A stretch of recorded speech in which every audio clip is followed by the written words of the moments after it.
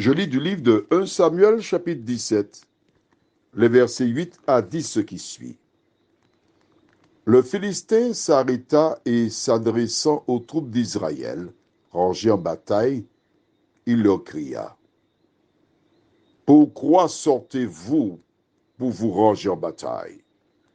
Ne suis-je pas le Philistin? Et n'êtes-vous pas les esclaves de Saül?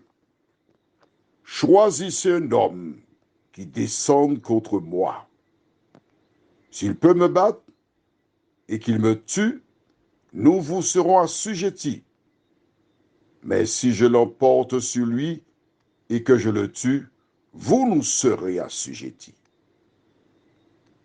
Et vous nous servirez. Le Philistin dit encore: Je jette en ce jour un défi à l'armée d'Israël. Donnez-moi un homme et nous nous battrons ensemble. Prions. Notre Seigneur et notre Dieu, nous te remercions ce matin pour la vie. Nous te remercions pour la parole. Nous te remercions pour le Saint-Esprit qui nous permet de comprendre ce qui se passe aujourd'hui dans le monde à travers cette histoire.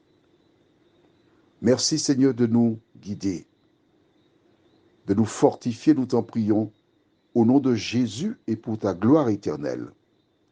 Amen. Les enfants d'Israël ne s'attendaient pas à cela. Bon, ils descendent, ils vont faire la guerre, ils étudient comment mettre en place une stratégie pour les prendre à l'arrière, sur le côté. Et quand ils sont bien installés, ils voient quelque chose qui c'est pas possible. Qu'est-ce que c'est? Un homme aussi grand, fort. Il ne porte même pas son bouclier, il y a quelqu'un qui porte son bouclier. Essaie d'imaginer un homme qui mesure approximativement 4 mètres et toi tu mesures 2 mètres 20. Et l'homme se lève, il commence à dire: Vous êtes des esclaves de Saül. Que fait-il? Il provoque les gens. Aux Antilles, nous avons, depuis le mois d'octobre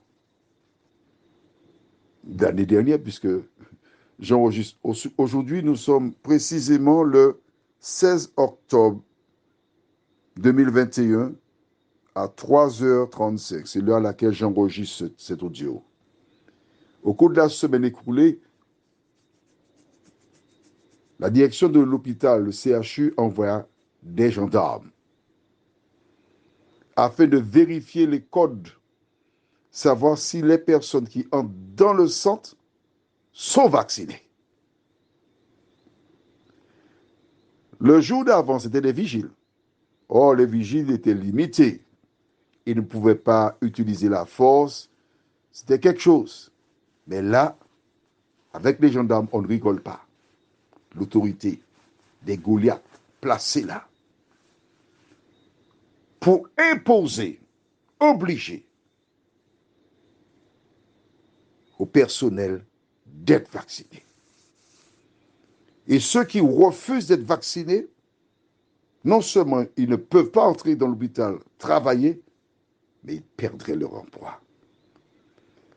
Aujourd'hui, je parle maintenant à la date du 4 décembre 2022, je ne sais si nous sommes déjà au ciel, puisque dans l'organisation, les affaires de Dieu, on les prépare à l'avance. Mais ce Goliath imposant était là. Pour sûr, Goliath, dans le contexte de l'hôpital, c'est le directeur, il a la force. Et il tient à imposer sa loi. En dehors de cela, des autres autorités ont la force et tiennent à imposer la loi. La majorité, la grande majorité des médecins doivent suivre et ceux qui ne sont pas vaccinés perdent leur emploi. Tout le monde doit être vacciné. Goliath parle. Prions. Seigneur, La peur s'installa dans le cœur de beaucoup de personnes, exactement comme les combattants israélites sur le champ de bataille. Car ils n'avaient, humainement parlant, aucune chance de s'en sortir.